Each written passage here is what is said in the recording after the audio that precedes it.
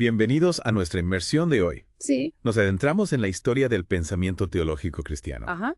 Un viaje fascinante a través de los siglos. Exacto. Nuestra guía es la historia de la teología cristiana. Un texto académico denso, ¿Sí? pero que promete desvelar la evolución de ideas clave Por supuesto. y presentarnos a pensadores que marcaron la historia. Sin duda. Preparados para algunos momentos eureka. Desde luego. Y lo primero que hay que entender es que la teología, Sí. a diferencia de otras disciplinas, tiene una relación especial con la historia. Entiendo. Su objeto de estudio, la palabra de Dios, Sí. se recibe y se transmite dentro de una comunidad viva, Claro. en constante evolución. Yeah. No es algo estático, Ajá. sino que se va moldeando con el tiempo. Eso me recuerda una frase del Concilio Vaticano II que menciona el texto. Tradición viva. Exacto. No se trata de un museo de ideas antiguas, ¿No? sino de un diálogo constante con el pasado, para comprender el presente. Exacto. Y aquí es donde la historia se vuelve crucial para ti como oyente. Ya veo. Conocer la evolución de estas ideas Sí. te ayuda a comprender las complejidades de los debates teológicos actuales Entiendo. y a apreciar la riqueza de la tradición cristiana. Claro. Es como tener una brújula para navegar por un terreno complejo. Vale, es como tener un mapa que nos sitúa en este vasto paisaje teológico. Exacto. Y hablando de cambios de perspectiva, Así. el texto menciona uno fascinante, la transición de una cosmovisión medieval, Ajá. donde el orden terrenal reflejaba una jerarquía celestial fija Sí. a una perspectiva más humanista. Sí, es un cambio radical. En la Edad Media, el universo se concebía como una gran cadena de seres, Ajá. con Dios en la cima Ya. y una jerarquía descendente, Ajá. hasta la materia inanimada. Entiendo. El orden terrenal era un reflejo del orden celestial. Ya veo. Todo estaba en su lugar. Ajá. Pero con el Renacimiento, el ser humano empieza a ocupar un lugar central. Claro. Ya no se ve como un simple reflejo del orden divino, Ujú. sino como un agente activo Ajá. que puede transformar el mundo Sí. y su propia historia. Un cambio de mentalidad enorme. El libro menciona a San Bernardo, Sí. un reformador monástico, pero que seguía profundamente anclado en esa visión feudal. De hecho, cito una frase suya. El hombre está colocado en el centro del universo para que pueda ver todo lo que le rodea. Claro, San Bernardo, a pesar de sus esfuerzos por renovar la iglesia, Sí. seguía viendo al hombre como un ser contemplativo, Ajá. cuya función principal era admirar la grandeza de la creación. ¿Ya? Pero figuras posteriores, Sí. como Erasmo de Róterdam, Ajá. con su énfasis en el libre albedrío Ajá. y la capacidad humana para el bien, Ya. representan un cambio radical. Entiendo. Erasmo decía, el hombre no nace para contemplar las estrellas, sino para cultivar la tierra. ¡Qué contraste! De la contemplación a la acción, de la admiración pasiva a la transformación activa del mundo. Te das cuenta del cambio. Exactamente. Es como si la humanidad despertara de un largo sueño y tomara las riendas de su destino. Exactamente. Y este giro humanista sigue resonando hoy en día. Claro. Nos invita a reflexionar sobre nuestro papel en el mundo, Sí. nuestra responsabilidad y nuestra capacidad para cambiarlo. Es fascinante ver cómo una idea que surgió hace siglos Sí. sigue teniendo tanta relevancia en la Sin actualidad. duda. Y hablando de ideas que perduran, Ajá. el libro menciona algunos pensadores que marcaron la historia de la teología. Sí. Hagamos un pequeño viaje en el tiempo para conocerlos. Me parece perfecto. Empecemos con San Ireneo, que vivió en el siglo VI. Vale. Ireneo se enfrentó a las primeras herejías. Ajá. Esos movimientos que desafiaban las creencias centrales del cristianismo Ya. en su lucha por defender la ortodoxia. Sí. Ireneo sentó las bases para muchas de las fórmulas teológicas que se utilizarían en los siglos posteriores. Ajá. Podríamos decir que fue un arquitecto de la teología cristiana. Un auténtico pionero, sentando las bases de la teología en medio de la lucha contra las herejías. Exacto. Y luego tenemos a Orígenes, un pensador del siglo III, Sí. un escritor prolífico, Ajá. pero con un enfoque de las escrituras, Ya. que causó bastante controversia en su época. Orígenes era un genio, sin duda. Sí, Dominaba las lenguas bíblicas como pocos ya veo. y se dedicó a la exégesis, Mm. a la interpretación de las escrituras. Ajá. Pero su método alegórico, ¿Y sí? que buscaba el significado espiritual más allá del sentido literal, Ya. Levantó ampollas entre los que defendían una interpretación más literalista. Claro. Imagina la polémica que desató al decir que el relato de la creación en el Génesis no debía interpretarse literalmente, Ajá. sino como una alegoría de la creación espiritual. Vaya. Un rebelde que no tenía miedo de desafiar las convenciones de su tiempo. Exactamente. Y hablando de figuras que dejaron huella, Sí. ¿cómo no mencionar a San Agustín? El gigante de Hipona, Por supuesto. un pensador que abordó temas tan complejos como la Trinidad Sí. o la gracia divina. Un pensador brillante. Su frase, si lo comprendes, no es Dios. Ajá. Es todo un reto para la mente. San Agustín, un intelectual brillante. Sí, Se enfrentó al misterio de la Trinidad. ya. Esa doctrina que afirma que Dios es uno en esencia y trino en personas. Padre, Hijo y Espíritu Santo. Ajá. Agustín, con su agudeza filosófica, Sí. reconocía la limitación del intelecto humano para comprender plenamente este dogma. Impresionante. Enfrentarse a un misterio tan profundo Sí. y reconocer la limitación de la razón humana. Y para terminar este recorrido inicial, Ajá. hablemos de Pedro Abelardo, ¿Qué? un pensador del siglo II, una figura controvertida, Ajá. que se atrevió a cuestionar las visiones tradicionales sobre el pecado, un pensador adelantado a su tiempo. Abelardo fue un maestro excepcional, un lógico brillante, Ya. que puso la razón en el centro de la teología, Entiendo. en un mundo dominado por el dogma. Ajá. Abelardo defendía la importancia del análisis crítico y la argumentación lógica, Ya veo. su enfoque dialéctico, Sí. basado en la confrontación de ideas. Ajá. Le granjeó enemigos, Ajá. especialmente cuando aplicó su método al análisis del pecado. ¡Qué intriga! Uh. Usar la razón para analizar el pecado. En una época donde el dogma reinaba. Así, Sin duda, un pensador provocador. exactamente. ¿Qué es lo que te parece más fascinante Bueno, de estos individuos? pues, Y sus contribuciones. lo que me asombra es su valentía intelectual, Ajá. su afán por comprender los misterios de la fe, Sí. su capacidad para cuestionar las ideas preconcebidas Ya veo. y su impacto duradero en la historia del pensamiento. Claro. Sus ideas siguen resonando en los debates teológicos actuales. Totalmente de acuerdo. Y el libro nos recuerda que la teología cristiana no se limita al mundo occidental. Exacto. Nos adentra también en la teología bizantina. Sí, Un mundo a menudo olvidado en los Ah. estudios occidentales. efectivamente. La teología bizantina, arraigada en la tradición oriental, Ajá. desarrolló una rica tradición propia. Sí. Destaca por su profundo misticismo, Ujú. su énfasis en la experiencia de la divinidad Claro. y su enfoque en la deificación del ser humano. Conocer con el corazón, no solo con la cabeza. Ujú. ¿Cómo crees que esta perspectiva oriental puede ampliar nuestra comprensión de la teología? Bueno, ¿Qué podemos aprender de este enfoque diferente de la fe? la teología bizantina nos recuerda que la fe no se reduce a un ejercicio intelectual. Ajá. Es una experiencia que involucra todo nuestro ser, Ya. incluyendo la dimensión mística, Sí. la unión con lo divino. Entiendo. Nos invita a integrar la experiencia personal, Claro. la vivencia, Ah. en nuestra búsqueda de Dios. Es un recordatorio valioso. Y hablando de diferentes enfoques, Sí. el libro también nos guía a través de la exploración de diversas escuelas teológicas, Ajá.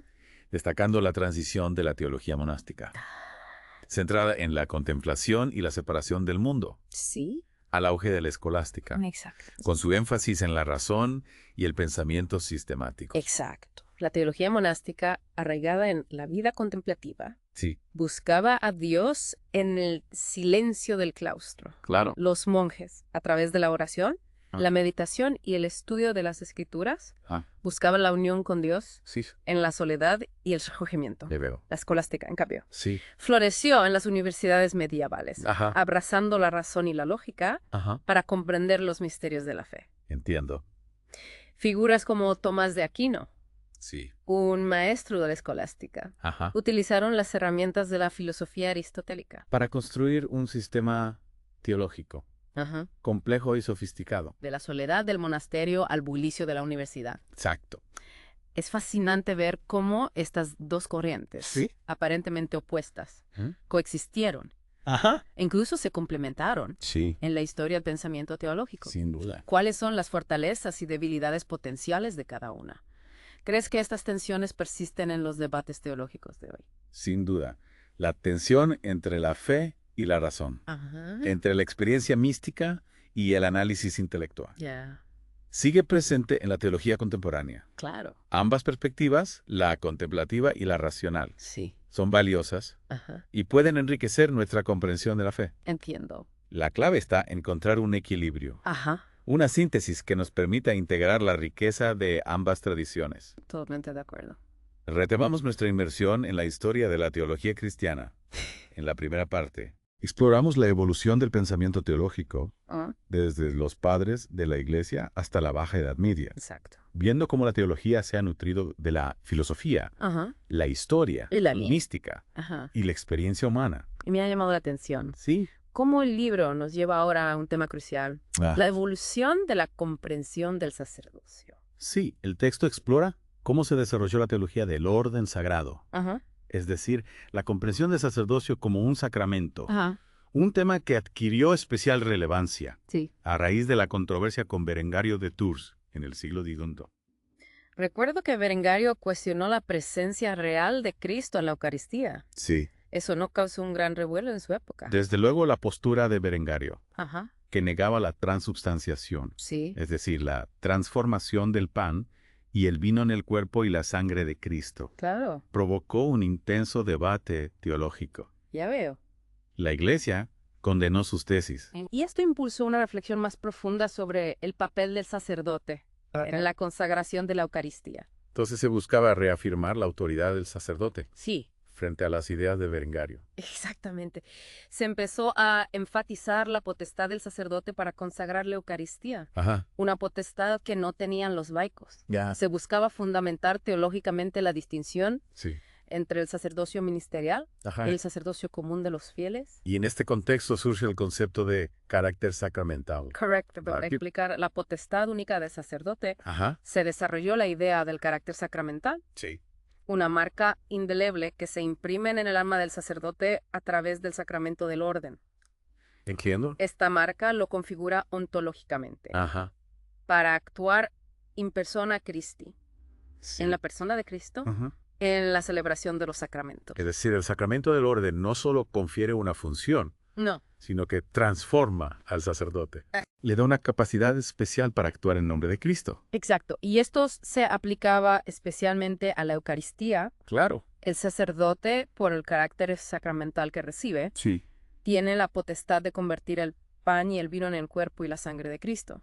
Es fascinante cómo la teología se va desarrollando en respuesta a los desafíos y controversias de la época. Sin duda. En este caso, la controversia sobre la Eucaristía Sí. impulsó una reflexión más profunda sobre el sacerdocio. La teología no es un sistema cerrado y estático, sino que se va moldeando a lo largo de la historia, Ya. respondiendo a los nuevos desafíos Y- y buscando comprender los misterios de la fe con mayor profundidad. Ya veo. Y hablando de contextos históricos, Sí. el texto nos lleva ahora a la época de las Cruzadas, Ah. un periodo turbulento marcado por la expansión del cristianismo Ajá. y el conflicto con el Islam. Las cruzadas, un tema complejo y controvertido. Y ¿Cómo influyó este contexto en el pensamiento teológico? con su ideal de guerra santa, generaron un intenso debate teológico Ajá. sobre la relación entre la fe y la violencia. Ya veo. Era lícito usar la fuerza para defender la fe. Claro. ¿Cuál era la misión de la iglesia en el mundo? Ajá. Figuras como San Bernardo de Claraval predicaron con fervor a favor de las cruzadas, Ajá. considerándolas una respuesta necesaria a la amenaza del Islam. Es decir, las cruzadas no solo tuvieron un impacto político y militar, No, sino que también plantearon preguntas fundamentales Sí. para la teología. exactamente. Se cuestionó si la violencia podía ser un instrumento al servicio de la fe, Claro. si la iglesia podía promover la guerra en nombre de Dios. Ajá. El debate sobre la guerra justa adquirió una nueva dimensión con las cruzadas. Ya. Y este debate, con sus diferentes matices, Sí. se extendió durante siglos. Un tema complejo que nos invita a reflexionar sobre la relación entre la fe, Sí, la violencia y el poder. exacto. Y hablando de cuestionamientos al poder, El texto menciona el surgimiento de una mentalidad anticlérica en la Baja Edad Media. Sí. Un fenómeno que sorprende en una época tan marcada por la religiosidad. Es cierto, en la Baja Edad Media, Ajá. a pesar de la fuerte presencia de la Iglesia en la sociedad, Ajá. surgen voces críticas que cuestionan la autoridad del clero. Ya. y denuncian los abusos de poder. Entiendo. Factores como la corrupción dentro del clero, Claro. el lujo ostentoso de algunos eclesiásticos, Ajá. el contraste entre la riqueza de la iglesia y la pobreza del pueblo, Sí. y la aparición de nuevas ideas que desafiaban la autoridad tradicional, Ah. alimentaron este anticlericalismo. Entonces, no se trataba de un rechazo a la religión en sí, No, sino de una crítica a la institución eclesiástica de exacto. algunos de sus representantes. El anticlericalismo medieval no negaba la fe, Claro. sino que denunciaba la hipocresía y la corrupción Ah. que percibían en algunos sectores de la iglesia. Sí. Y esta crítica no se limitó al ámbito popular, sino que también se expresó en el seno de la propia iglesia, Ya veo. a través de movimientos reformistas. Es fascinante ver cómo la teología no se desarrolla en un vacío, No, sino que está en constante diálogo con su contexto histórico, sí, exacto. social y cultural. Sin duda, la teología se nutre de la experiencia humana, Claro. de los desafíos de cada época, Ah. de los debates que surgen en la sociedad. Ya veo. Y hablando de debates, Sí. el texto también nos habla de surgimiento de nuevas escuelas teológicas en la Baja Edad Media. Ajá. Escuelas como la tomista, Sí. la franciscana Ajá. o la agustiniana, Ajá. cada una con su propia perspectiva Claro. y sus propios métodos. Sí. Hablemos un poco más sobre estas escuelas. Amadio. ¿Cuáles eran sus principales características y diferencias? ¿Qué Ah. las hacía únicas? La escuela tomista, Ajá. inspirada en el pensamiento de Santo Tomás de Aquino, Sí. buscaba conciliar la fe con la razón, utilizando las herramientas de la filosofía aristotélica Ajá. para comprender los misterios de la fe. Ya. Su enfoque era sistemático y racional, Entiendo. buscando construir una teología sólida y coherente. ¿Una teología que no temía el diálogo con la razón? Exacto. Tomás de Aquino creía que la fe y la razón no eran enemigas, Claro. sino que podían complementarse. Ajá. La razón podía ayudar a comprender mejor los misterios de la fe, Ajá. a iluminar el camino hacia Dios. Ya veo. Por otro lado, la escuela franciscana, Sí. inspirada en la figura de San Francisco de Asís, Ajá. ponía el acento en la pobreza evangélica, Ajá. la experiencia mística Sí. y la contemplación de la creación divina. Ya. Su enfoque era más afectivo, Claro. más cercano a la experiencia personal de la fe. Es decir, la escuela franciscana buscaba a Dios no solo en los libros y los argumentos lógicos, No. sino también en la naturaleza, Exacto. en la pobreza, Sí. en el amor al prójimo. Exactamente, para los franciscanos, Claro. la fe no se limitaba a un ejercicio intelectual, Ah, sino que implicaba una transformación de la vida, yes. un seguimiento radical de Cristo. Entiendo. Y luego tenemos la escuela austiniana, Sí.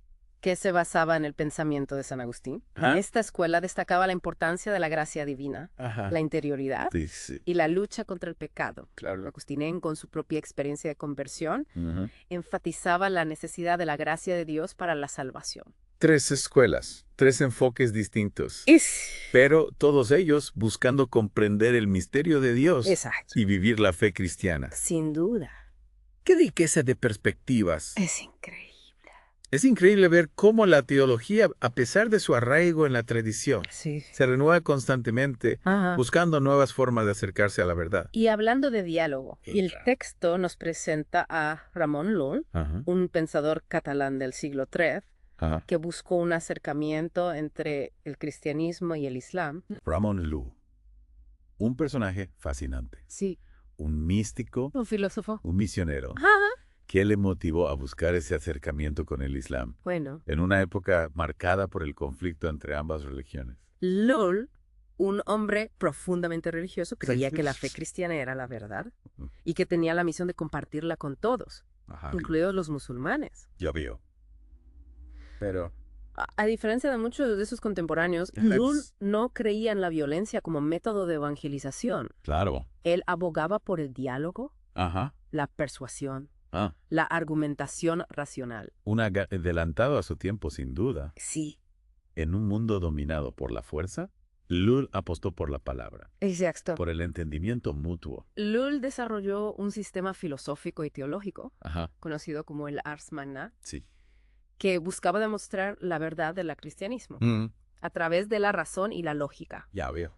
Su objetivo era convencer a los musulmanes de la verdad de la fe cristiana, a través del diálogo y la argumentación racional. Es decir, Llull creía que la fe cristiana podía ser demostrada racionalmente, Sí. que tenía argumentos sólidos Ajá. que podían convencer incluso a aquellos que profesaban otra religión. Exacto. Lul creía en el poder de la razón Claro. para iluminar la fe, Ah. para tender puentes entre culturas y religiones. Sí, Y su Ars Magna era una herramienta para ese diálogo intercultural, ya veo. un intento de construir un lenguaje común entre cristianos y musulmanes. Es admirable su afán por el diálogo y la comprensión, en una época marcada por la violencia y el fanatismo. Sin duda, Lul fue un precursor del diálogo interreligioso, un pensador que buscó la paz y la reconciliación a través del entendimiento mutuo. Claro. Y hablando de entendimiento, el texto también nos habla del desarrollo de la teología mística en la Baja Edad Media, Ajá. una teología que buscaba la unión con Dios a través de la experiencia interior. La mística, esa dimensión fascinante del cristianismo. Que explora las profundidades de la experiencia religiosa. ¿Qué nos puedes contar sobre este desarrollo en la Baja Edad Media? La teología mística en la Baja Edad Media floreció en figuras como el maestro Eckhart, Ajá, Johannes Tauler sí. o Enrique Suso. Ajá, Estos místicos exploraron las profundidades de la experiencia de Dios, ya veo. utilizando un lenguaje poético y simbólico Ajá. para expresar la unión con lo divino. Sí. Hablaban de la chispa divina presente en el alma humana, Claro. del deshacimiento de todo lo terrenal para alcanzar la unión con Dios. Es decir, la mística buscaba ir más allá de la razón y el dogma, Sí. adentrándose en la experiencia directa de Dios a través de la contemplación y la unión interior. Exacto. La mística medieval representó una corriente de pensamiento Claro. que buscaba la transformación del ser humano a través de la unión con Dios. Ajá. Y esta búsqueda se expresó en una rica tradición literaria y espiritual Ajá. que sigue inspirando a muchos en la actualidad. Es increíble ver cómo la teología cristiana abarca una gama tan amplia de enfoques, Sí, desde la razón y la lógica Claro. hasta la mística y la experiencia interior. sin duda la teología cristiana es un tapiz multicolor Claro. que refleja la riqueza de la experiencia humana, Ajá. la búsqueda de Dios Sí. y el afán por comprender los misterios de la fe. Y hablando de misterios, Bueno.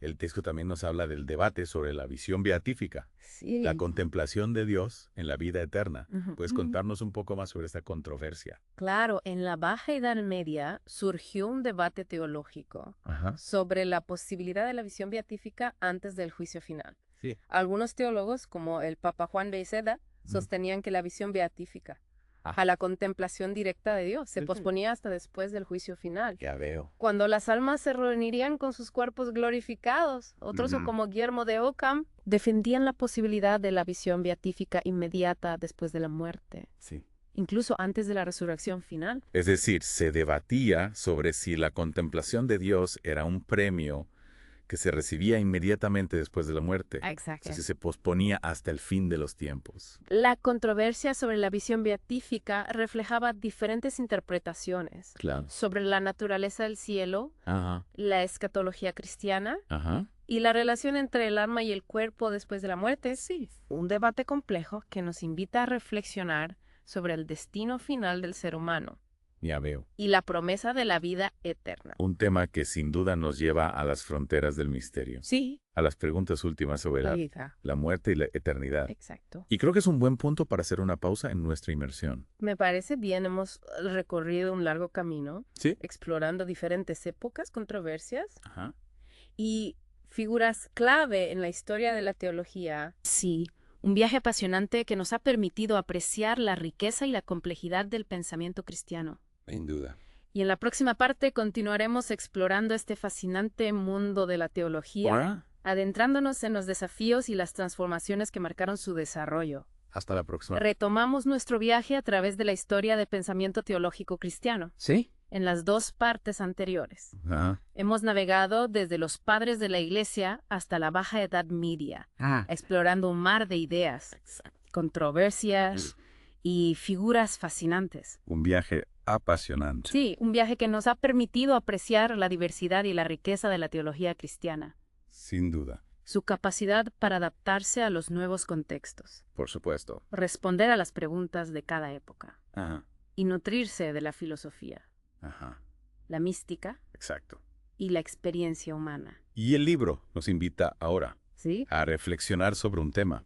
Que ha estado presente a lo largo de nuestra inmersión. Yeah.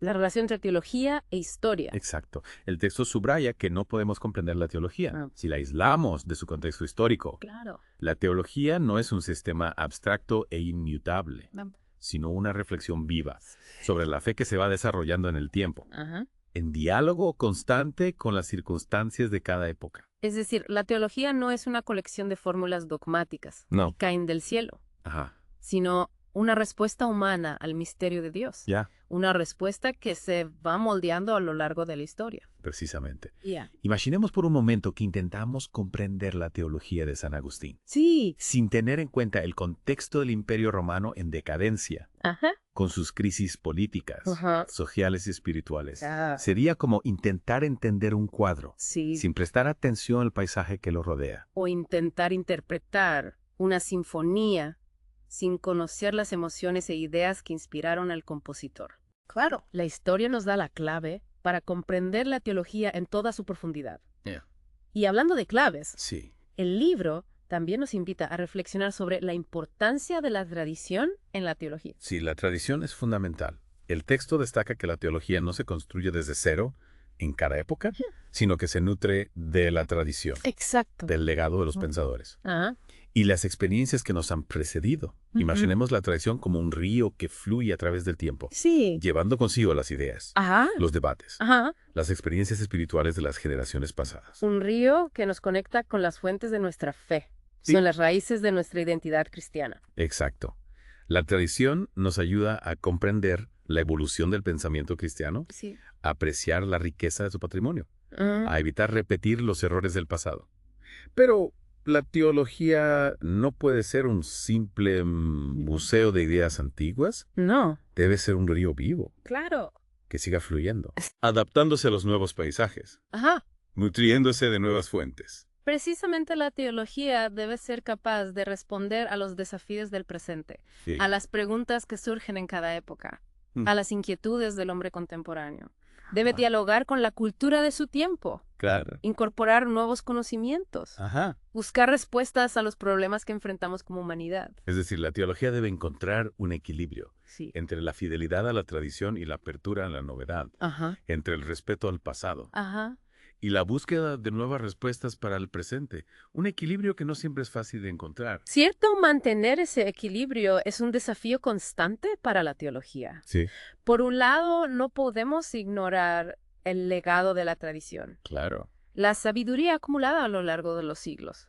Pero por otro lado, Ya.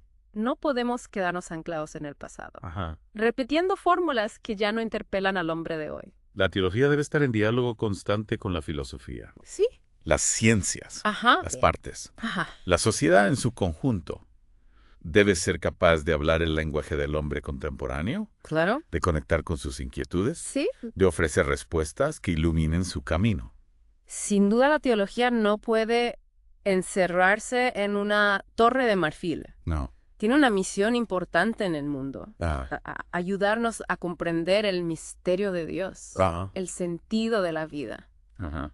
la dignidad del ser humano, Sí. la llamada a la justicia y la fraternidad. Es una llamada a una teología encarnada. Exacto. Una teología que no se queda en la abstracción, No. sino que se compromete con la vida, Sí. con la realidad, Ajá. con el mundo en que vivimos. Exactamente, una teología que ilumine nuestro camino, Sí. que nos ayude a construir un mundo más justo, Ujú. más fraterno, Ajá. más humano. Una teología que nos acerque al misterio de Dios Sí. y nos inspire a vivir en el amor, Ajá. la verdad y la justicia. Y creo que este recorrido por la historia del pensamiento teológico cristiano ¿Sí? nos ha ayudado a comprender mejor la riqueza y la complejidad de esta disciplina, Sin duda. su evolución a lo largo de los siglos, Ajá. sus desafíos y sus posibilidades. Sí, este viaje nos ha permitido apreciar la diversidad de perspectivas, Ya. la profundidad de la reflexión Ajá. y la pasión por la verdad que ha animado a los teólogos a lo largo de los siglos. Un viaje apasionante que nos deja con la certeza de que la teología sigue viva, Sí. sigue interpelándonos, Ajá. sigue invitándonos a profundizar en el misterio de Dios Ajá. y a buscar respuestas para los desafíos de nuestro tiempo. Un viaje que en definitiva nos invita a seguir explorando, Sí. a seguir preguntando, Ajá. a seguir buscando. Y con esta invitación a la búsqueda, Sí. a la reflexión, Ajá. al encuentro con el misterio, Ajá. Damos por concluida nuestra inmersión en la historia del pensamiento teológico cristiano. Gracias. Gracias por acompañarnos. Hasta la próxima. Bueno, hay algo-